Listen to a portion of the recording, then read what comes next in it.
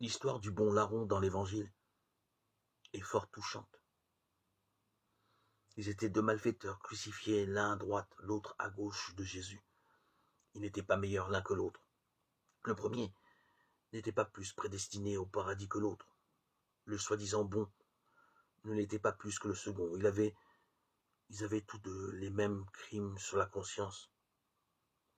Ils le reconnaissent puisque le bon dit au sujet de leur supplice, pour nous, cela est justice.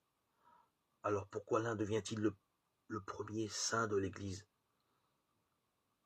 canonisé par Jésus lui-même? Je te le dis aujourd'hui, tu seras avec moi dans le paradis. Pourquoi pas l'autre? Il discute avec le bon larron, tentant de comprendre, puisque ce larron n'avait pas fréquenté Jésus auparavant, puisqu'il n'était certes pas docteur de la loi, puisque sa conscience était alourdie par tous les actes de mal accomplis. Et dans la bouche du larron, il y a cette parole que tout homme accablé par la culpabilité et le péché devrait entendre.